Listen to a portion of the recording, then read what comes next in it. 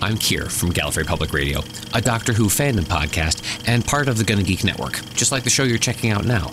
Shows in the network are individually owned, and opinions expressed may not reflect others. Find other interesting geeky shows at GonnaGeekNetwork.com.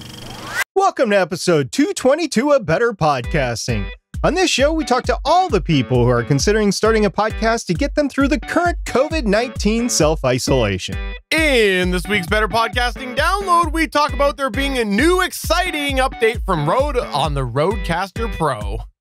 And finally, in this week's Better Podback, we take listener feedback, including advice that podcasters have for all the folks jumping into podcasting right now. Lauren, go ahead and jump into the intro right now. Welcome to Better Podcasting. With a combined history of over 1,000 episodes and starting as early as 2008, we are hobby podcasters through and through, just like you. That's why we are different. We minimize the money talk so that you can focus on building a better podcast. Here are the hosts for the show, Stephen Jondrew and Stargate Pioneer.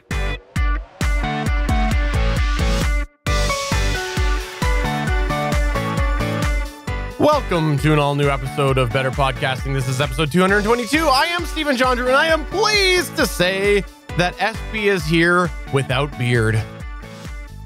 Yes. In addition to it just being that time of year where the beard comes off, it's roughly 1 October through 1 April, and this is the day before 1 April, so it's off. In addition to that, I shaved my beard off in solidarity for all the people working in hospitals and emergency rooms, which cannot have facial hair right now because it doesn't seal the mask just right. You see a bunch of pictures of guys that had these glorious beards on, and they had to shave it off in order to fit within those masks and personal protection equipment. So good on you guys, and I'm there right with you. This week we have a bit of a fun episode that we want to do because it is an interesting time for lots of people right now. If you're listening to this in the future, we're recording this in March of 2020. You may have heard of 2020, the COVID-19 pandemic. And so we've got an episode tailored towards people jumping in, and we'll talk about that in a bit. But before we get there, I just want to highlight that at the top of the show, we like to insert a How I Saved My Podcast story. So if you've had something go wrong with your podcast and you fixed it, please send us a video clip or an audio clip. If you want to just send us an email, that's fine as well. And we can share that in the future on how you save your podcast. The intention being, let's support everybody out here. Let's help everybody understand that things go wrong with your podcast and you can fix it. You'll get through it. Just be a little creative. And I know SP, he is one of the most creative people with fixing podcasts because he has to fix my podcast every single week by firing me. I just fixed Legends of S.H.I.E.L.D. this week, by the way, too. When we recorded Legends of S.H.I.E.L.D. episode number 325, Haley's computer just died, and we decided to go without her. I had two other co-hosts. I mean, I wanted her back, but if she's not going to have a computer that can actually record, then sometimes the show must go on. I have been there, and I think we actually had to do an episode of the official GonnaGeek show once where you had something happen with your internet, and we had to go without you. I think that was what it was. It was fading in and out. Maybe it was somebody else, but I want to say there's one episode as well. It was probably me. I understand my internet issues, and it has nothing to do with me anymore. It's just I've got the best internet that I could have right now, and it's disappointing. The long story short is SP has basically cursed out every single internet company. So we've had to actually run him a direct line from my house over. So he kind of siphons Canadian internet. That's what it is. Yeah, we had Forrest Gump take the line and just kept on running with it the entire time. It was really heavy to start out with, too. And it just got lighter as he went along. So anyway, send your How I Save My Podcast story to us to podcast@betterpodcasting.com.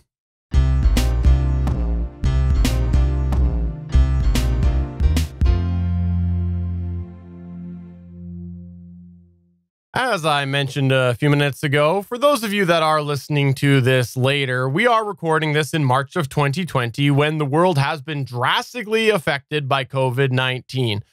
There are people hunkered down in their houses and they've got a lot of time on their hands. People who were just a few weeks ago out running with running groups are now spending endless amount of times on their living room couch. With people being at home looking for ways to entertain themselves, we've seen a lot of people turn towards podcasting and starting a podcast to fill some of that time. After all, they do have a ton of free time, so why not try something new? But here's the thing. While in the past, we've talked a lot about different recommendations we have for starting a podcast, right now we think things are a little bit different with podcasting endeavors if you are looking to start a podcast to entertain yourself right now. For example, some people that are looking to start podcasting right now are looking to do so right now, not a few months from now. They want to entertain themselves right now. As well, other people who might start a podcast and look to all of the different resources that they have for equipment and other things might not have that same access to resources right now. They may be very limited with what they can do and what they have access to start their podcast. And today we want to talk to these people, talk about starting a podcast under right now, today's conditions, essentially doing it as sort of a short release tool for keeping yourself occupied while you are hunkered down at home during the pandemic. And we want to talk about some of the things that we think you could probably do a little differently compared to all of the other recommendations that we've given in the past. And as well, some of the considerations and cautions that we think are still applicable, and some of the things that we've talked about before that we think are still applicable.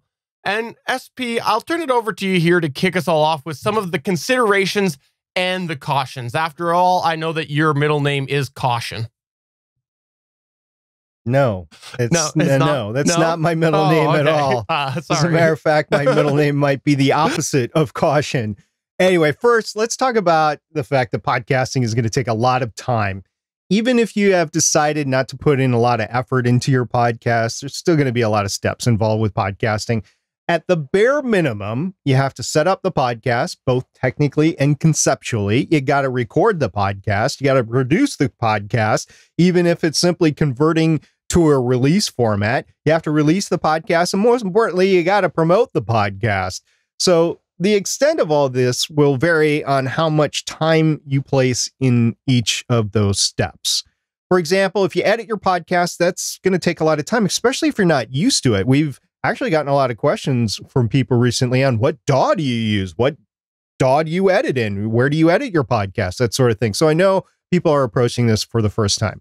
If you spend a lot of time preparing for your episode, that'll add time, but it's going to make for a better episode in the end. I would heartily recommend that you spend a lot of time preparing for your episode that you're recording, right, Steven? Absolutely. But here's the thing. Even if you decide that you're not going to, you're going to go against that advice and you're going to cut all the corners, well, there's still a lot of different steps involved in this process. But in today's conditions, one of the biggest changes to this whole consideration here is the fact that you have more time right now. We are big advocates of asking yourself how you're going to make the time to podcast if you're thinking about starting a podcast. But the thing is, many people right now have had their schedules come completely clean. They no longer are going to the gym. They no longer have to take their kids to different activities. They are literally sitting at home thinking about all of the ways that they are going to get in and out of the grocery store really quick the next time they go out. So you now have a full schedule of availability. And this is something that we think is worth noting right now, because usually you're trying to figure out how to fit that in, but now you're trying to figure out what you can do to fill the time. It's the opposite. But we do want to mention right now, on these same lines, that there is still mental fatigue involved, and it's a consideration when you are thinking about time, because podcasting can be very draining during a normal time. But right now, people are mentally taxed because of the COVID-19 situation. And so you might find, even though your schedule technically is free, it might not feel free because of this mental fatigue. So we think it is worth considering. Just because you have a full schedule doesn't mean that your body's really operating in the same efficiency that it was before. So we did want to mention that right now. Another important consideration that we think you should have is whether or not you want to consider podcasting when life starts to return back to normal. Depending on how you answer this question will have an impact on how many other things that we're going to talk about in this episode. If you're looking to only do podcasting as a relief project during today's crisis, during your stay-at-home orders, then some of the decisions you'll make will be quite different than if you're going to keep going afterwards. And if you're going to keep going afterwards, then you'll want to put a little more focus on the traditional decision processes and considerations. And Stephen and I were talking before this episode, and we wanted to make sure that everybody knew that we're still advocating everything that we talked about in the previous 221 episodes, is that just right now, for a brief period of time, things have changed in the world, and we're going to recognize it with the rest of the podcast. Of course, another big consideration that you should have, and arguably the biggest, is what your show is going to be about. We could do an entire episode about this. Matter of fact, we did. It's episode 1 of Better Podcasting.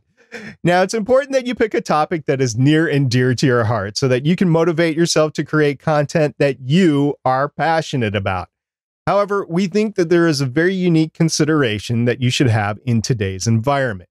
If you're thinking that you want to do just the podcast during your time at home, then you should pick a topic that you think will be a good short-term project.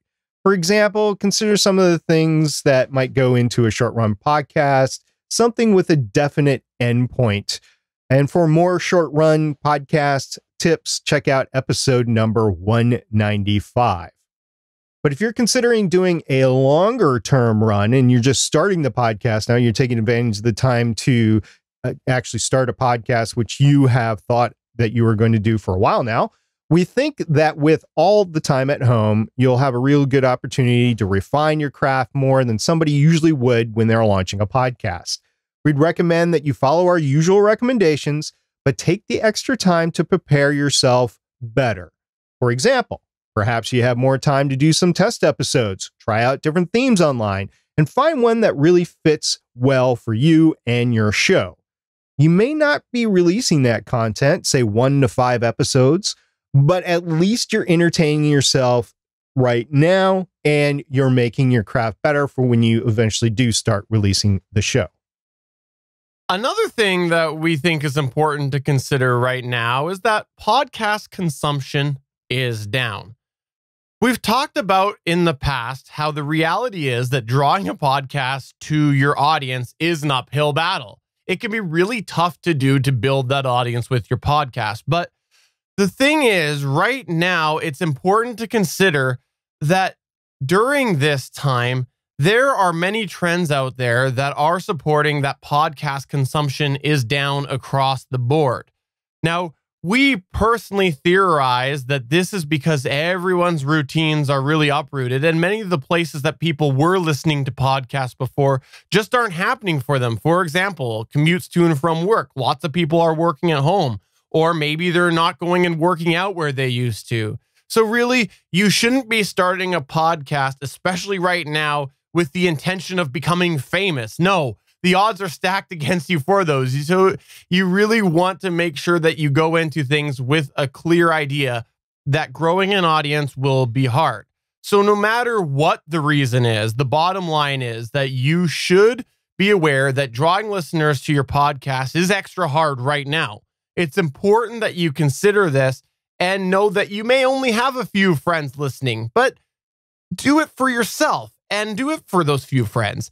That's not to say you shouldn't be creating a podcast. It just means that if you are going to start a podcast, really make sure you're doing this truly for yourself and maybe those few friends. As two proud hobby podcasters, we are big advocates of making podcasts for your own personal desires. Do it for yourself. And the last big consideration that we want to mention right now is whether or not you even want to make the podcast public. This is not something we mentioned in the past because generally people who create a hobby podcast are wanting to share it with others. But things are different right now. Some people are doing projects just to keep themselves busy while they're at home. And this just isn't even with podcasting. For example, I have been doing some things around the house that I just didn't think I'd be doing right now, like cord management on entertainment centers. Oh, I saw the video. That was an uphill battle in itself. Oh my gosh, it was a mess. You know, one example that I actually heard recently was somebody who decided that they wanted to write a book right now. They're at home and they thought they were going to write a book because it's always been a desire of theirs. They're not going to publish it. They're not going to become an author. They have no desire. They've made it very clear. They're just doing it to entertain themselves and as a bit of a thought exercise right now. Podcasting could very well be the same thing for you. It might be something that you're looking just to keep yourself busy, and that's totally okay if that's the case. Essentially, you might just want to keep that to yourself or keep that to a select group of people. That's totally fine. And if it gets you through, it gets you through. It's okay if you don't want to make that public, but we encourage you to. Let others listen if you really want to, but it's okay if you don't want to.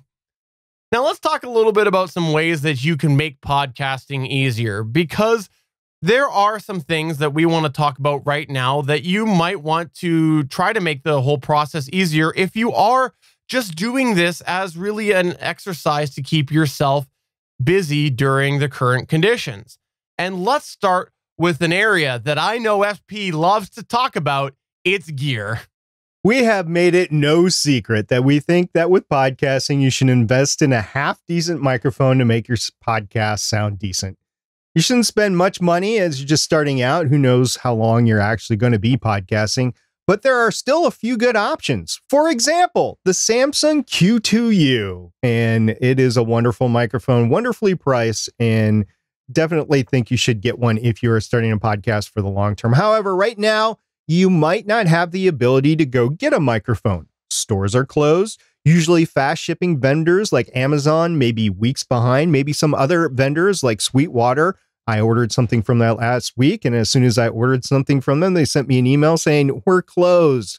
You'll have to get your gear later. It may just not be feasible to get yourself a half-decent microphone right now. So what are you going to do? But additionally, right now, the quality expectations are not very high for internet content by the general public. As big personalities are doing programs at home, sometimes on their phone, the bar seems to have been lowered for what is being produced on the internet right now during this COVID-19 crisis. There are many broadcast shows like late night shows and daytime talk shows, and even news broadcasts that have turned to at-home productions that, in all truthfulness, pale in comparison to the standard that has been largely established by podcasters and YouTubers everywhere, this program being no exception. Many of those shows are using bad lighting, bad audio, and bad production just to get a product out. So if you're starting a podcast just to get you through for a while, right now you have a chance to work with what you have.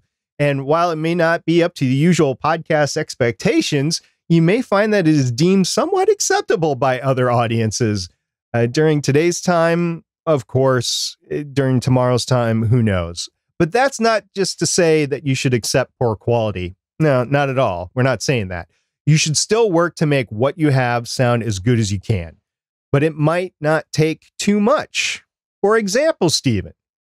Instead of recording your podcast using your phone in the middle of your coffee table, try to use something that has a dedicated microphone that you can bring closer to your face, such as earbuds or a headset.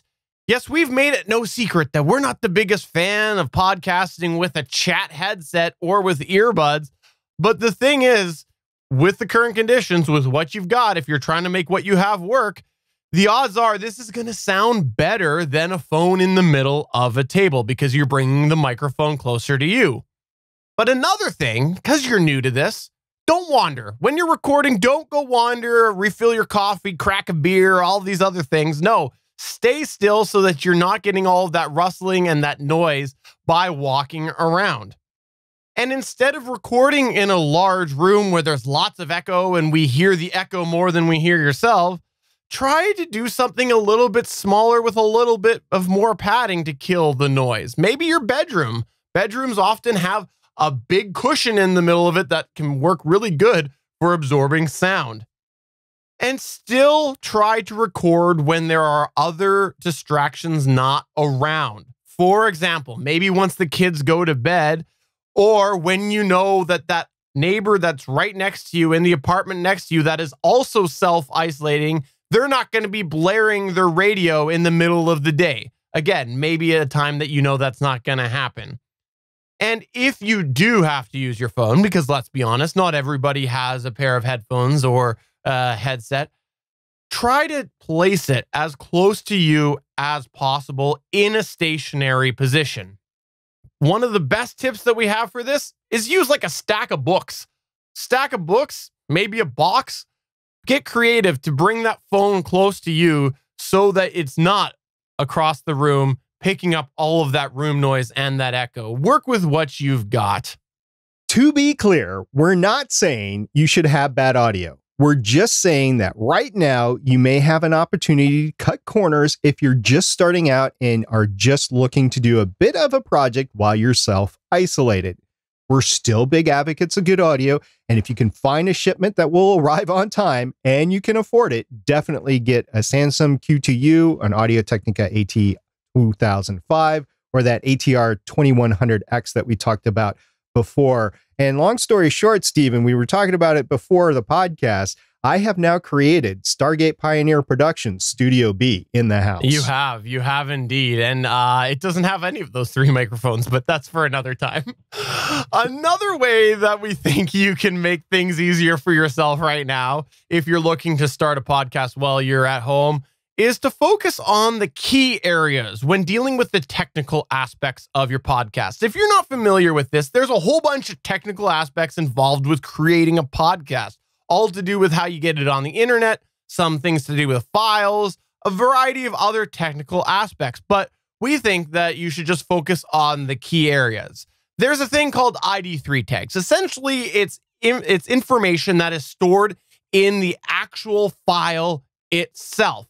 And there's a whole bunch of different areas that you're supposed to fill out for these ID3 tags. Essentially, again, the description and other information that's attached to that file.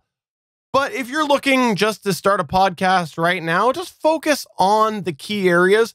A lot of media hosts that are hosting podcasts have the ability to fill out just a few of those forms, those fields, by using the tool on their site. So it'll just go and automatically encode that, embed that into the file. Just do that. Don't worry about all those extra fields that will maybe help you in other avenues that you might want to pay attention to if you were doing this long term.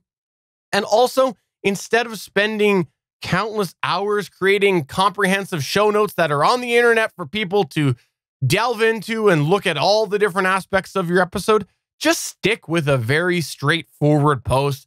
Short summary of what you're talking about in that episode. Don't worry about all of the areas that you might benefit if you were going to have your podcast around long term. There's really no point in spending a bunch of time on the show notes that would elsewise give you good long-term benefit from search engine optimization perspectives. Just focus on getting it out there with a short summary that someone who reads it understands what you're talking about in that episode.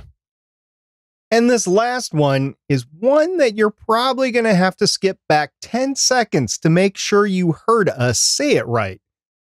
You may not need to spend much money, if any, on media hosting. Okay, so before we continue, we want to refer back to a few minutes ago where we were suggesting you consider if you want to keep podcasting after everything starts to return to normal. If you are 100% sure that you do not want to, then this section applies to you. If you're sure that you don't want to keep podcasting long-term, then just choose a media host that works for you functionally and saves you money. There are many options available, and we won't name them all. However, we will still recommend that you not choose SoundCloud. We think that if you're looking to podcast for free, that are better alternatives, you can ask us offline. But if there is even a slight chance that you may want to keep podcasting afterwards, then we think you should follow our traditional media host consideration process. Of course, as always, we recommend you consider the terms of service for anything you sign up for. You should be aware of whether or not you own the rights to your own intellectual property, or if somebody else can make money off of it as well. And before we go on, Stephen, I got to say, you mentioned that my Studio B did not have any one of those 3 microphones that we talked about before. Yeah. Studio C does. Oh. And yes, I do have a Studio C, which you haven't seen yet. Fair enough. Fair enough. Let's move on to our final category. Just some other general tips that we've got for starting a podcast during this time. And the first section that we want to mention is we encourage you to share your podcast with others. Even if you're just in a testing phase, communication with others is such an important part of life right now for our mental positivity and everything. So people are isolated, and it's amazing how far just a simple phone call can go. If you're sharing your podcast, though, with somebody like a friend or a family member, you can open up a nice back and forth communication and conversation that might help you maintain that mental positivity. They can give you feedback and maybe do some revisions that they can then reflect on as well. And just keep that open conversation going. It can be huge for everybody. It could be just a fun project / mental break for them as well, because you're giving them something else to focus on. So really, even if you're planning just to, not really go anywhere with this and you're just going through things, we encourage you to share it with somebody else that you trust, because it might be the relief that they need right now as well. Also, maybe you are looking to start this podcast and keep it going long term. Keep in mind that because people have more time, they may be more willing to actually listen to your podcast and provide you feedback right now when they wouldn't usually have time to do so. So it's a really good opportunity for you to not only make them have something to do, but also get in there right now when they're willing to give you feedback. Yeah, and we talk about having podcasting mentors all the time. There's a lot of places that you can go to in order to get that feedback before you start releasing your show online. And there's a lot of podcasters out there that have a little bit extra time on their hands right now. Maybe they can give you some feedback. Maybe you can ask them for that feedback. And on that note, do not drag your heels on getting started right now. If you're looking to do this for yourself for a break, get yourself going now. Don't wait for 3 weeks from now. Get going now. That's not to say you have to launch right away, but at least get working on the projects. Even if it doesn't materialize to a published product, going through the development process can be a great release for yourself. This is getting your mind to focus on something new to you, and this can be the distraction that you might need in self-isolation. And lastly, most importantly, make sure you're going to have some fun. We all need to have some fun in our lives, especially right now. Make sure that you're having fun when you podcast. If you start working on a podcast and you find you're not having any fun, scrap it. That's fine. At least you tried something new. You need to make having fun your top priority for starting a hobby podcast, especially right now. In summary, we think that podcasting can be a great tool for people to release a little bit of the stress that they've got right now and keep themselves occupied while trying something new. But they also need to be aware that there are many steps involved with the podcast process. It's not just a matter of push and go. It's not that simple. However, we also think that it's important that people realize that this is really a project that you're doing for yourself. It's important that you decide whether you're wanting to grow your podcast long-term once you've launched it, or if you want to abandon it once things start to go back to normal. If you are wanting to continue on, we would encourage you not to cut corners. Instead, use the time now to just prep that podcast, try out some different concepts, try out different artwork, use the time now to really just make that launch better, and launch with a usual timeline in mind, and don't rush to get the show going now and realize that you have regrets later because you rushed it early on. We have no reason to not assume that podcast expectations are going to go back to normal when the world starts to return back to normal. People are going to go back to their usual routines, hopefully, and people may start to have those same expectations they had before as all of those big broadcast shows start to resume full quality productions. We're assuming this is the way it's going to go. We don't know for sure, but we think that there's probably good reason to think that things will go back to how they were as far as podcast anticipations go, which is really why, if you are thinking of going long term, we'd recommend that you sort of follow our usual recommendations and thought processes and best practices that we've talked about in the previous 221 episodes of Better Podcasting, and a lot of the other stuff, of course, that people have talked about outside of this podcast. We know that many podcasters that are listening to the show right now already have a podcast. And as such, well, a lot of what we talked about today may not apply to you directly. But as two hobby podcasters that often find podcasting as a personal motivator for ourselves in our lives, we really wanted to do today's episode with the hope that it helps somebody somewhere during this trying time right now. Hopefully, this is going to help someone use podcasting as a bit of a way to get them through this challenging situation that we're currently faced with. And perhaps you know of somebody who's kicked around the idea that you could pass this episode along to and give them that shot in the arm that they need to get things going and use it as an avenue to get them through things. So we just wanted to dedicate this episode to that. We're aware that this episode will have some merits long term, but overall will be one of those ones that in the long term isn't reflected on long term with our podcast, that we don't refer back to 2 years from now. But we wanted to do it right now because we think that it might help some other hobby podcasters. This is the Better Podcasting Download. SP, can I share a secret with you? Oh, share a secret with me and our couple of listeners that we have. Yeah. I'm really excited for today's Better Podcasting Download because it's all about the Rodecaster Pro. I can't believe you're excited about that. You're usually not as excited about news with the Rodecaster Pro. Pray tell, why are you so excited about this? Because today we got news that Better Podcasting exclusive. No, it's not true. It's not a Better Podcasting exclusive at all. We've never had a Better Podcasting exclusive. Maybe somewhere. But anyways, no, it's not a Better Podcasting exclusive. But we got news from Rode that they were releasing version 2.1 public beta of the firmware for the Rodecaster Pro. And the reason I'm super excited about this is because we early on had many issues with the Rodecaster Pro. And as we've talked about over the years since this has been out, they've done a lot of things to help alleviate some of those issues and really made it a more appealing unit that we have now found that there are many people that we could recommend this to. But there still were some things that were real showstoppers for people.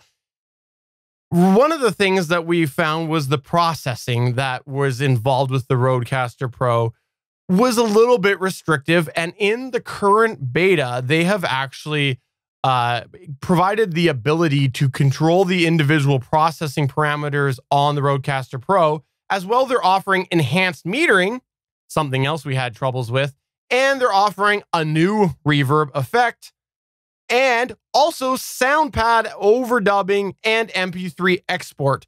As well, there are a couple other random things in there, like there is, I think this might have been the last update, but it's mentioned that there is now a preset for the Electro Voice RE20 microphone.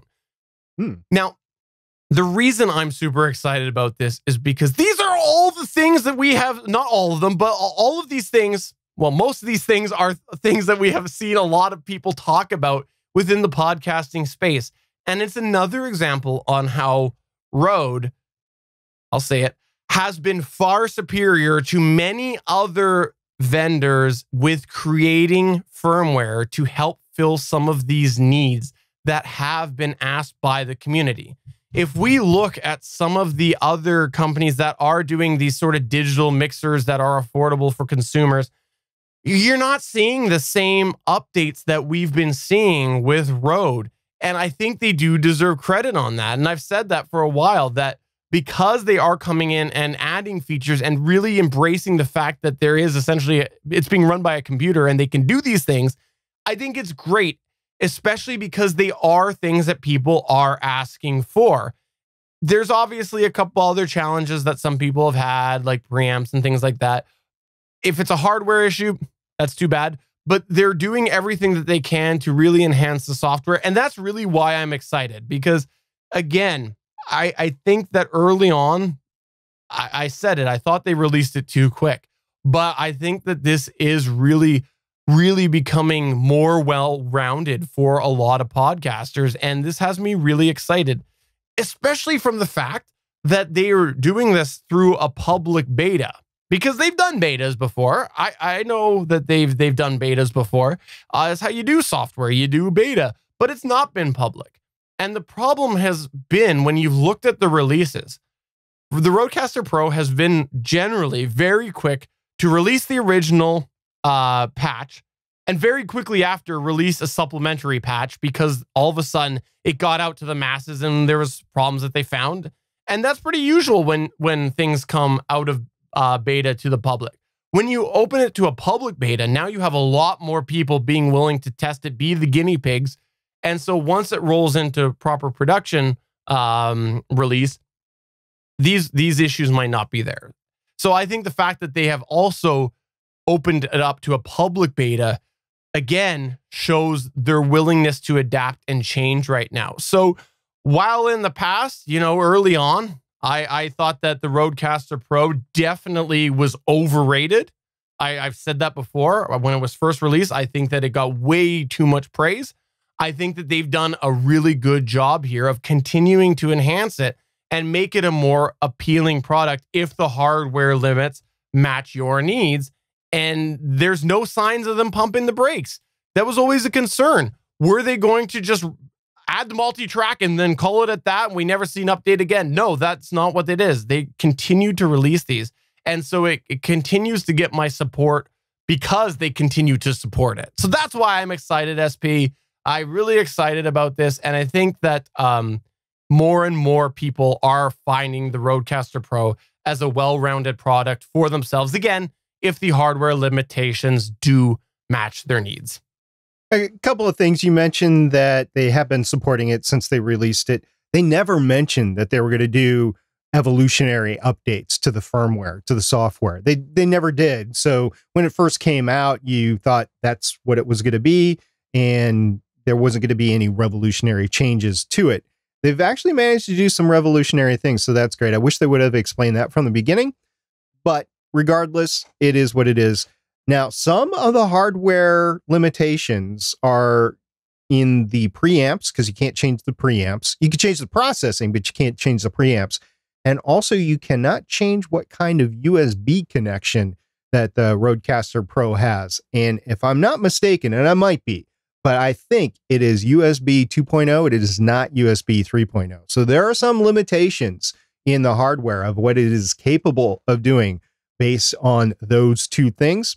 However, as Steven said, if this fits what you need in terms of hardware limitations, you got 4 XLR inputs, you've got the 1 cell phone input, as well as the incoming audio. So if that's enough to do whatever it is that you want to do with the Rodecaster Pro, and you don't need to have it on battery power, then this is a decent machine. If you take into account everything that goes into it, the processing and the mix minuses and the recording and everything, it's pretty comparable to what you can get if you piecemeal everything out. However, if you're wanting to do some advanced things with it and the hardware is not supporting what you want to do, then look elsewhere, or perhaps maybe the gear doesn't exist to do what you want it to do yet. And we'll see what happens this fall. We'll see what happens next year. I think we might be in a next year cycle now with the world the way it is right now. So Rodecaster Pro might have a year more under its belt as being the most talked about podcasting hardware since podcasting started. And just bouncing back to the hardware limitations, like I want to say right now, I'm not using the Rodecaster Pro because the way that I want to have my studio set up is I want the ability that if I do have somebody If I want to have people recorded separately on my end through concurrent sessions, whether it's Discord or Skype or something else, I want to be able to do that. So on my end, I can record a track individually for every person. This is really helpful in situations where, like, for example, we had somebody come on to do a bit of an interview on Better Podcasting. We wanted to make sure if something went wrong on their end, I had an isolated track on my end. And without getting creative, it's just not really that feasible on the Rodecaster Pro. So for me, the hardware limitations don't meet my needs. Now, if I was to all of a sudden go, okay, I'm going to just accept the fact that I'm just going to do a group Skype call every single time and have one track only, then maybe it would fit my needs. It might fit my needs in that case. But at the moment, the hardware limitations are something that it doesn't meet my needs. So I just wanted to put that out there as a real world example of someone who has been impressed with the Rodecaster Pro updates, and a lot of the cons that I used to have are now solved, but it still doesn't fit my needs. All right. I'm sure it fits on the needs of a lot of the people that listen to us. I'm sure it's more expensive than a lot of people that listen to this show are willing to spend on equipment as well. So very good there point. There's a whole range of people and opinions about the Rodecaster Pro. So there you go. If you've got thoughts about this, get in touch with us through any of the ways. We would love to hear what you have to say about this and whether or not you're excited about these changes. But let's go ahead and move on to the Better Pod Back. This is where we here at Better Podcasting turn the show over to you as we run through some of your feedback. We call this segment Better Pod Back. This week on Twitter, we asked, due to worldly events, there are many people starting a podcast right now. What is the top piece of advice that you have specifically for these podcasters? And we got quite a few different responses. SP, start us off. When Kelly Charles responded with, "Be truthful." Evil Zombie came back and said, "Consistency is super important." Let's talk about those two.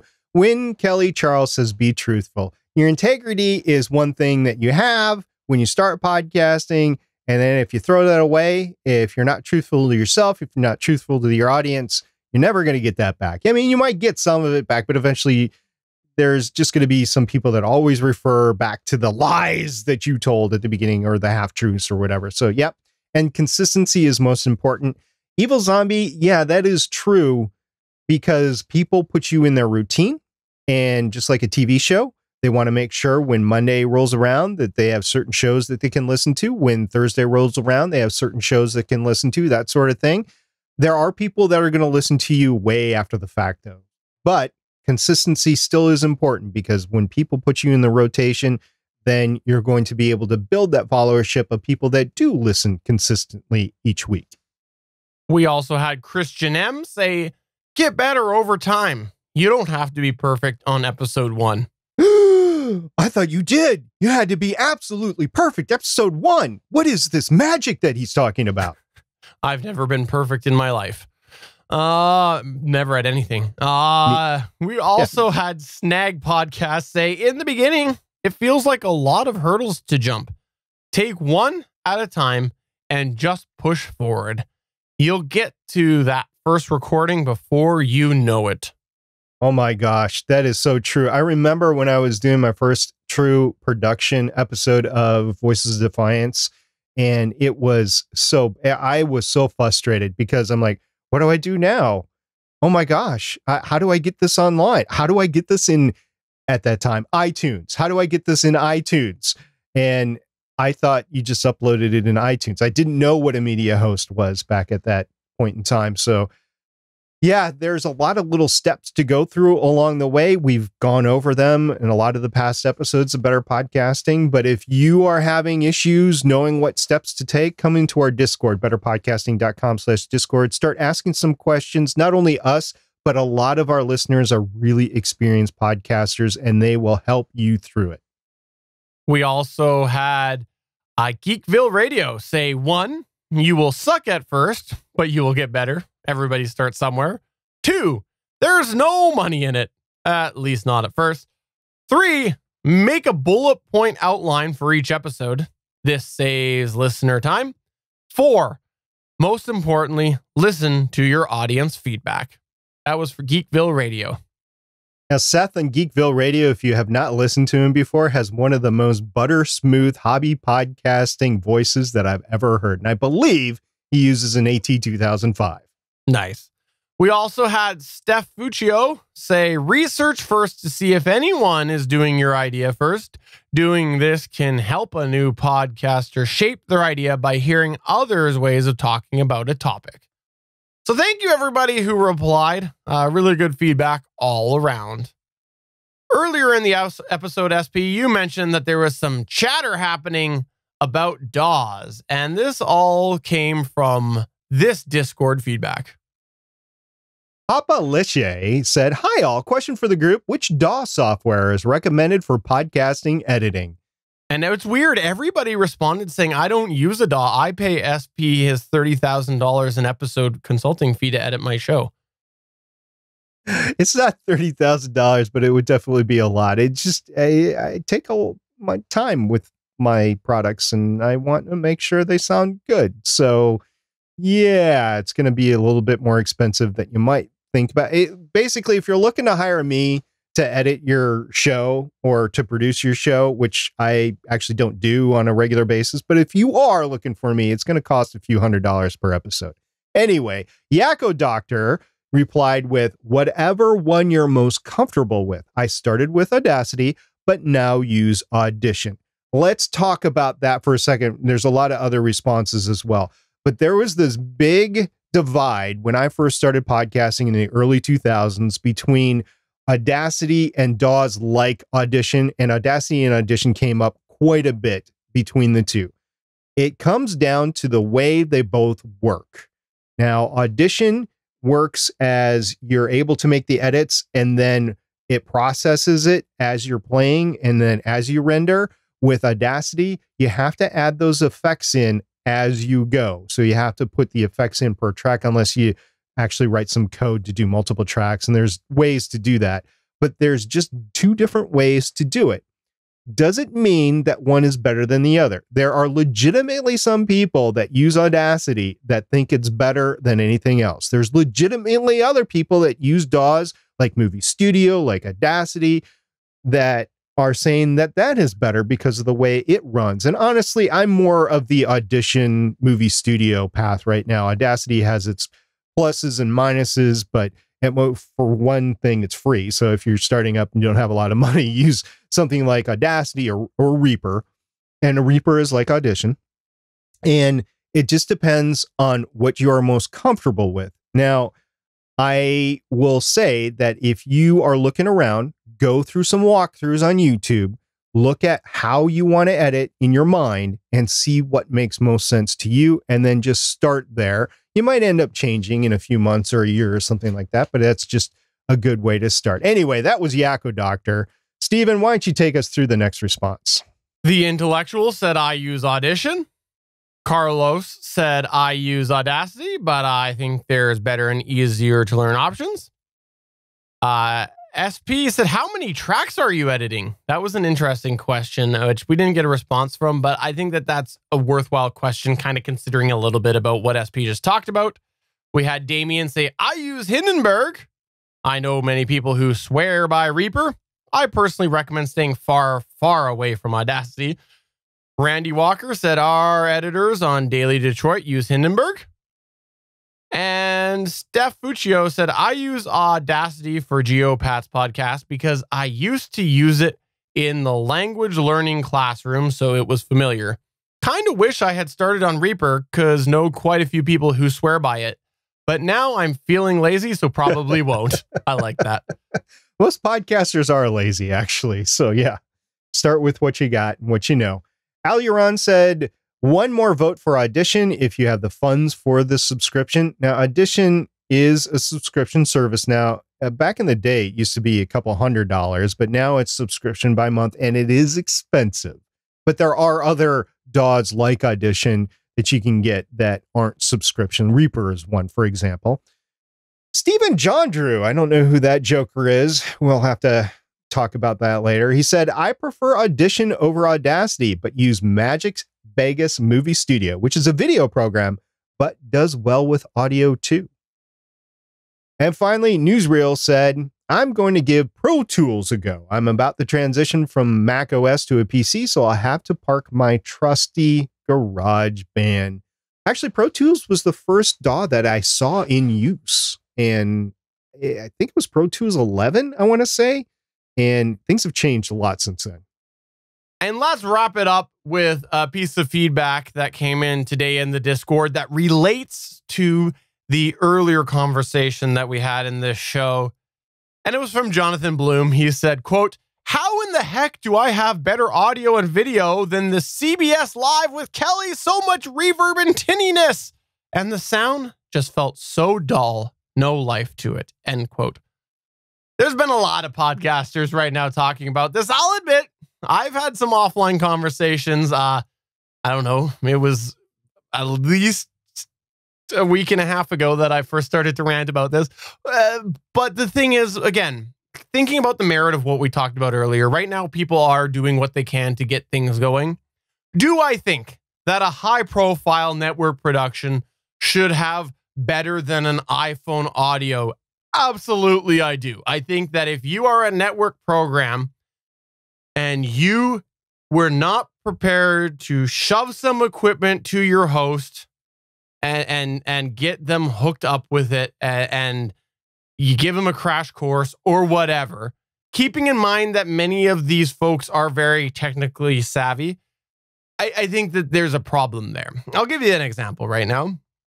I watch The Walking Dead television show still, and I know there's an after talk show called The Talking Dead, and because of everything, they had to stop doing The Talking Dead. Talking Dead is where they talk a little bit about the week's episode. Well, they did an episode about a week ago of The Talking Dead, and if you don't know this, the person that hosts The Talking Dead is a podcaster. He started out as a podcaster called Chris Hardwick. Well, they did this remote Talking Dead, and you would never, ever, ever had any clue at all that he had any podcast experience at all, because it was very, very terrible, terrible audio. So these are the examples that I go, really? Really? You can't get anywhere remotely close to the levels that have been established by YouTubers and podcasters for a long time as a big production.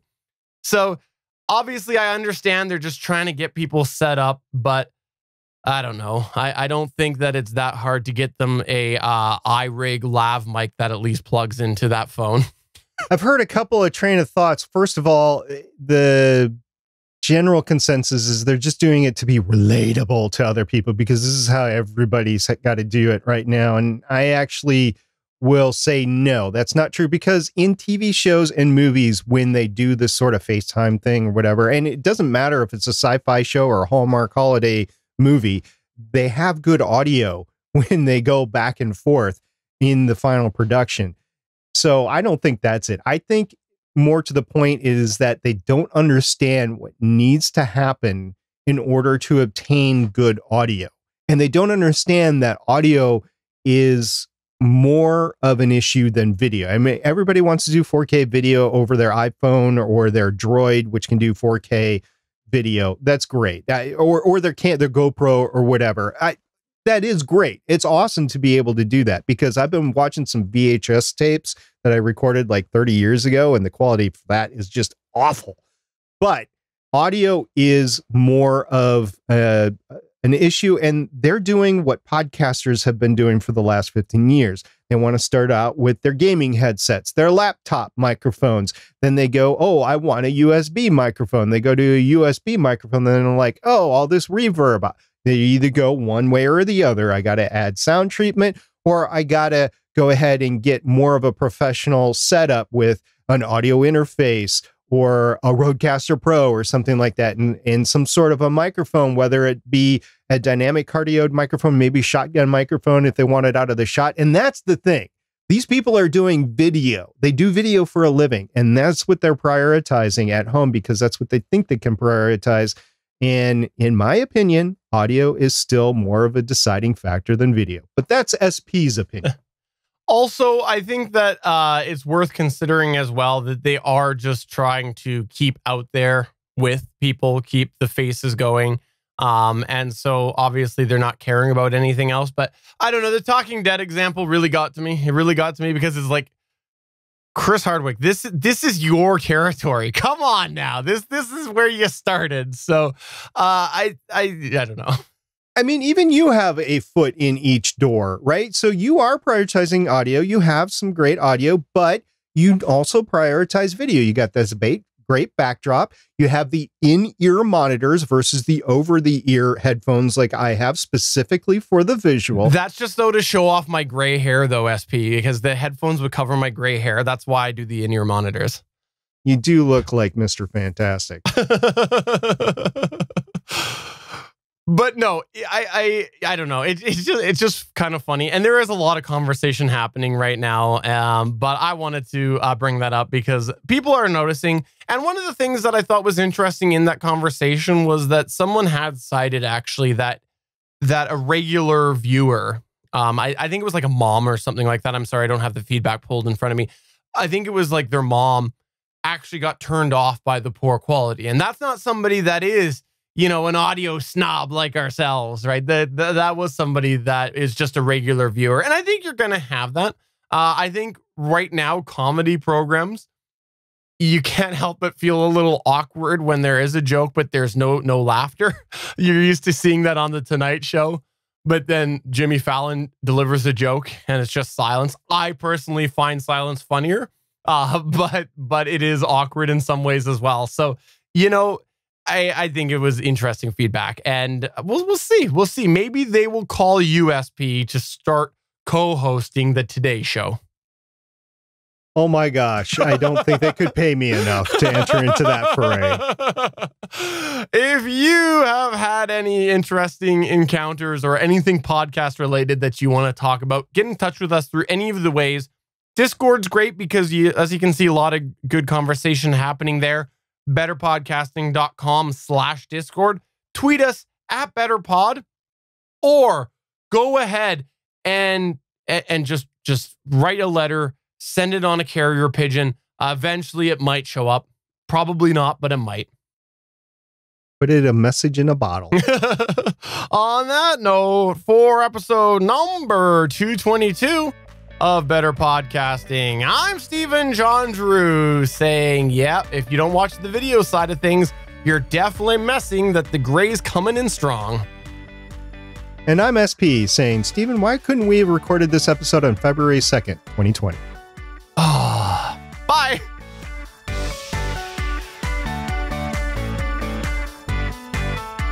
Thanks for checking out another episode of Better Podcasting. You can find the full back catalog of Better Podcasting at betterpodcasting.com.